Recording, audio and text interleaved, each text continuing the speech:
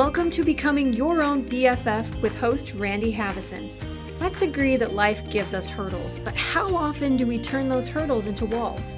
Randy will give you strategies to break down the walls and clear the hurdles that are in your way. The goal of the show is to help you find happiness and joy at levels you didn't even know existed. Becoming Your Own BFF starts now.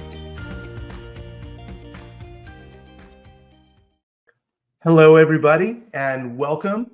I am so filled with gratitude being with you here today. I am so excited to be doing this new show here, and I hope that you get as much out of it as I get out of doing it. The way this came about is I started my own journey into self-discovery and personal growth about 40 years ago. And I found a formula and a way that if I focused on this, and again, it didn't just happen overnight. I mean, I found through different things, through journaling, through counseling, through reading books, all the different ways, coaches, mentors, workshops, conventions, all kinds of stuff. I learned how to be a better person, how to raise my self-esteem. I started to realize that this idea that our society has given us about what self-esteem is all about is completely wrong. It does not build self-esteem. I was taught from a real young age that if I wanted self-esteem, then I had to drive the right car and have the right number on a scale and live in the right zip code and have the right kind of person on my arm. And that's what society teaches us. I mean, Madison Avenue spends billions of dollars every year for us to get the message that, if you use this toothpaste, you're going to have a brighter smile and attract better people to you. And it's not how it works. That is not where happiness comes from. And what I've realized that this image that society teaches us is that happiness comes from the outside in. But what I've realized by doing my own work is that true happiness, unshakable happiness, starts on the inside. It's from the inside out, not from the outside in. And a lot of people are afraid to go in. They're afraid to take a look at their true emotions. They're afraid to look at their past and the things that they might have done that caused injury to themselves or others. But what I have found is that self-esteem is about owning who you are. It's about taking responsibility for your past, your present, and for your future thoughts and actions. It's about owning who you are. And if you're not happy with who you are, change it. Make some changes, do things different. So one of the things I started doing, I was a professional speaker for years, and I would go on the road and I would talk to people about how to raise self-esteem. And I came up with a formula, and I came up with a way to teach people the difference between what I call ego and self-esteem, that our society teaches, but they're actually not. Ego and self-esteem are opposites. They're on opposite ends of a continuum, that when we reinforce our ego, we deny our self-esteem. When we build our self-esteem, we deny our ego. So the whole goal of this program and the goal of my book, and when I do coaching with people, is to take a look at where people are on that continuum and help them grow towards a healthier, stronger sense of self-esteem. Because what happens when you have stronger self-esteem, you have more confidence, you have more belief in yourself. It's amazing. It would happen all the time where people would say, "Did you do something different? Did you change your hair color? Or are you taller?" I'm like, "No." But I knew that what was going on is I was changing me. I was going from being this, oh man, when I started my process, part of my journey is back when I was 24 years old, I hit bottom for my addictions to cocaine, alcohol, and cannabis. And my life was a mess. I got kicked out of college. I was fired from a job delivering pizza. I had no self-esteem or self-worth whatsoever. I thought that my only option was to end my life. I actually had a knife in my hand. I was debating which wrist to slice open first. And I made a different decision. I did the most difficult thing I've ever done in my whole life. I reached out for help and I called a hotline. And I was taught, like most people, you don't reach out for help. You suck it up, especially be a man. We walk through this stuff and we just deal with it. And it was too overwhelming for me. And reaching out for help saved my life. And that's what began my journey. And amazing things started to happen. I found an amazing support group of like-minded people. I found a therapist who understood. I started working my way back. I went through withdrawal and came through it, but I made that decision. I'm not using and drinking anymore. And on May 28th, 1984 is when I made that decision, and I have not had a drink or a drug since. So I've been sober now for a couple weeks, more than 40 years. And I can't even explain the difference in my life between then and now. It's like 180 degrees, totally different person. And I worked really hard and I floundered through it. But now I have found a way to teach others how to raise their self-esteem in a more simple way. It's kind of like I trekked through the jungle and I made it. And I, sometimes got caught in the quicksand, but found a way out by asking for help. Found the group of alligators, but moved back and went a different way. And I made it through the jungle. I mean, I'm still walking through the jungle, but now I want to be a guide to teach others how to go through their jungles and how to avoid the quicksand and avoid the alligators and avoid the screaming monkeys. Because I don't know about you, but sometimes I get these screaming monkeys in my head that I can't hear anything else. So my book and my work here and through my coaching is all about teaching people how to go from treating yourself like your own worst bully to treating yourself like your own BFF, to start taking the obstacles in life. And I believe that life gives us hurdles, but we have a tendency to turn those hurdles into walls. I want to teach you how to keep those hurdles as hurdles and not turn them into walls. I want to teach people how to deal with all of their feelings, not just happiness and joy, but deal with anger and sadness and hurt and shame and guilt and the whole range of feelings. Because I got to tell you, when you really dive in and know your sadness and deal with your sadness, you get to learn a whole new level of happiness and joy. Feelings are like a rainbow. You don't just get half of it. You get the whole thing or you get none of it. It might be kind of dulled out, but the whole thing is there. It's either there or not. And it's the same way with feelings.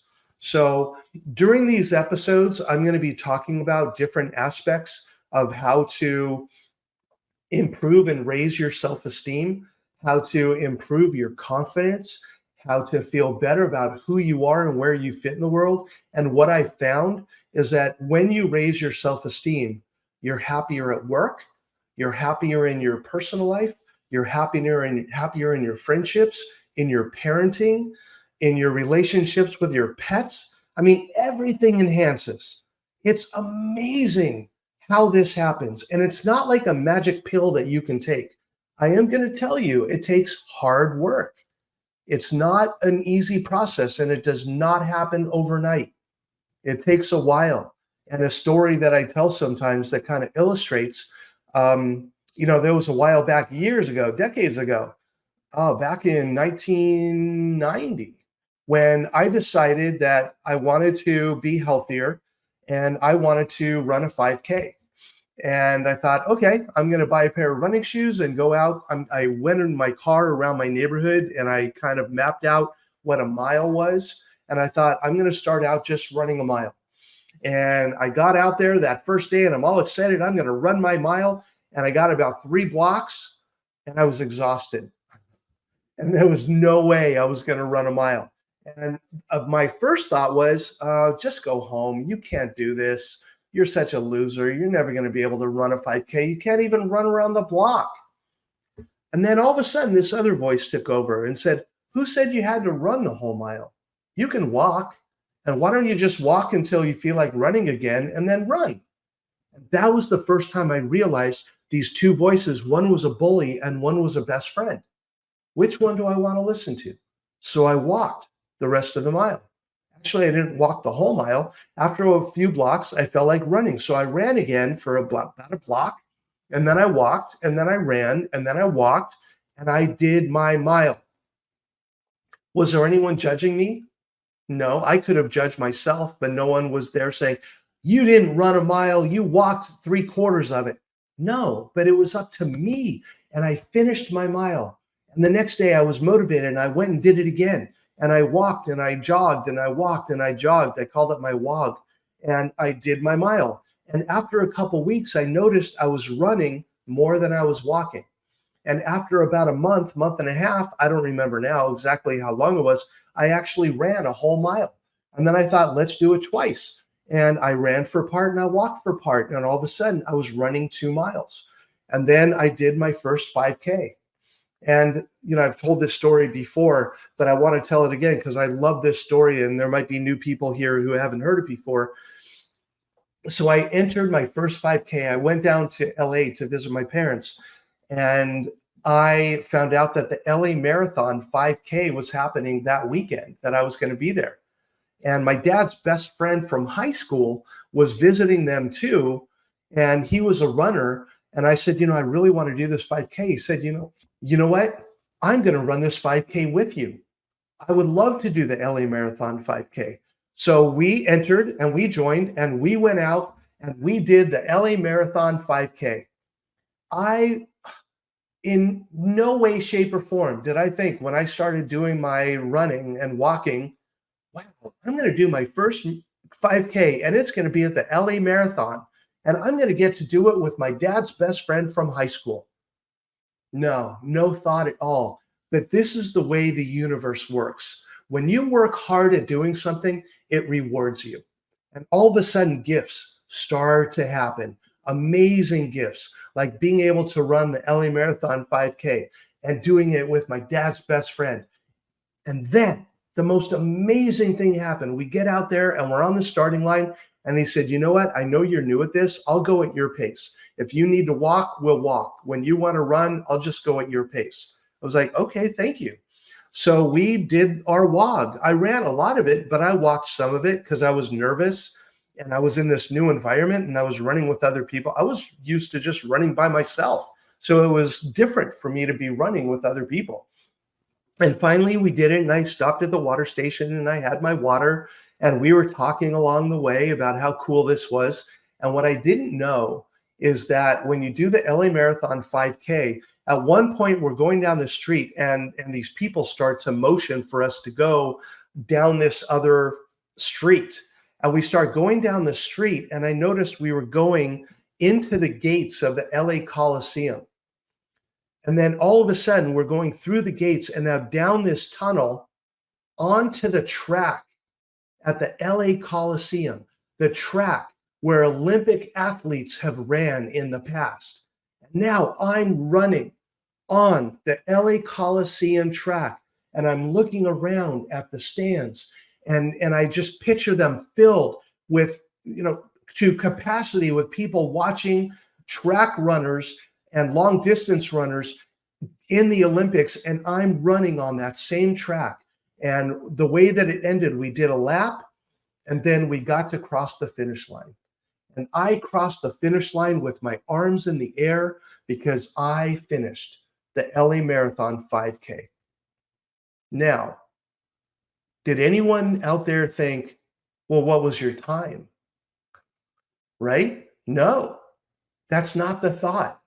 The goal is that I finished, and I did it on the track of the LA Coliseum with my dad's best friend from high school. I mean, come on. How amazing is that?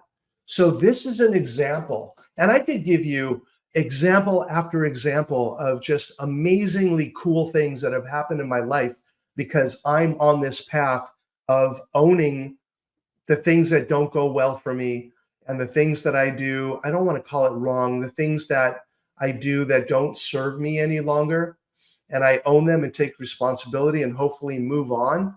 And make amends when I wrong someone or say something or do something that I feel kind of sticks with me and I need to make amends. I can't even tell you how many times I went to someone and say, hey, you know what? It really bothered me what happened a couple months ago when we talked and I said this, and I'm really sorry for saying it that way. It wasn't my intention. They were like, I don't even remember that conversation.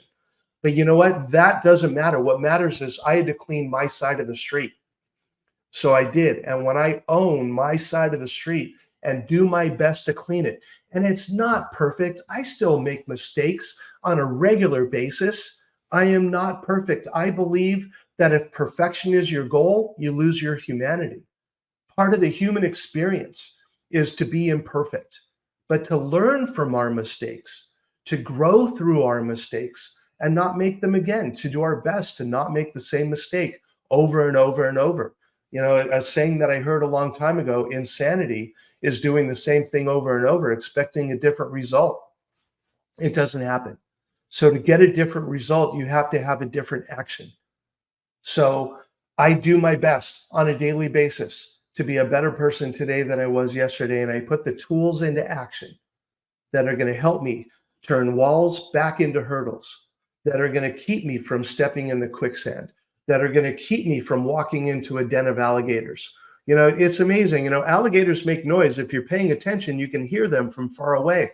But so many people are distracted by shiny things that all of a sudden it's like, whoa, how did I get here in a whole room full of alligators? So pay attention.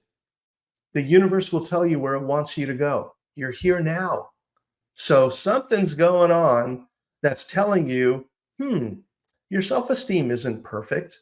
And there is no such thing as perfect self-esteem. Maybe there have been a few people in human history who've attained pure self-esteem. Maybe people like Mother Teresa or Gandhi, maybe those people have attained pure self-esteem, but I am not one of them.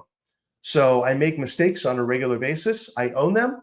I do my best to work through them. If I hurt anybody in the process, I make amends and I do my very best. But the whole time I'm treating myself like my best friend rather than my worst bully. I've had bullies in the past. I don't want to be a bully to myself. I want to treat myself with love and respect. I want to treat myself with honor. So we're going to go over ways to do that as we move on in this podcast week after week. And I'm really excited for that. And if you want to make a comment, send an email. If there's anything I can do to support you on your journey, I am more than happy to do that. My book is available on Amazon. It's the book of the same name, Becoming Your Own BFF. I am starting up my coaching practice again. So if you would like some individual coaching, and once I get enough, I would love to do some group coaching and get a group of 6 people, and we can support each other and work through issues with each other. I think it would be really powerful. So I'm really excited about this new chapter in my life, and hopefully a new chapter in your life, because I feel happiness at a level I've never felt. I feel joy. Through the simplest things and sometimes the most complicated things. So I'm in a lot of transition right now, and there are a lot of things happening that are bringing fear, and it's stepping into the unknown. But I have faith in myself and faith in the universe that things work out. They have over the past 40 years. I mean, there have definitely been stumbling blocks, but I learned from them and I worked through them. I mean, there was a time years ago, I had a business. I had, it was in 2 states. I had 23 employees, and the business failed and I had to shut it down. And that was really, really hard for me. And it took a long time for me to realize just because my business failed doesn't make me a failure. And if it wasn't for the business failing, I would not have written my book. I would not have started my speaking career again and helped all those people that I've helped over the years. And I wouldn't be doing this right now. So life has a way, if you pay attention, of shutting one door, but opening another. So let's see where your doors are going to land you. Let's see where the current of the river is going to take you. So on my website, randyhaveson.com, I have movie suggestions, book suggestions, different things that you can do to enhance the quality of your life. So if there's anything I can do to support you and help you out, please let me know. I am happy to do that for you. And yeah, I think that's my first episode here on the Talk Radio Network. I am so excited to be here. So I wish you well. I wish you nothing but love and peace and harmony on your journey. I wish you joy and happiness. And we're going to talk here every week. Let me know what I can do better. Let me know what I can do different. I love getting feedback from people. And anything you have to add or contribute, I'm open to listening to it. And I look forward to seeing you again. Hope you got something out of this, and I'll see you next week. Bye. You've been listening to Becoming Your Own BFF with your host, Randy Haveson. Tune in every Friday at 1:30 Pacific on transformationtalkradio.com for more tools to stop being your own worst bully and start becoming your own best friend. Learn essential skills to boost self-esteem and overcome the devastating effects of ego. By focusing on physical, mental, emotional, and spiritual well-being, you can start listening to your best friend voice rather than your inner bully voice. For more information, visit randyhaveson.com.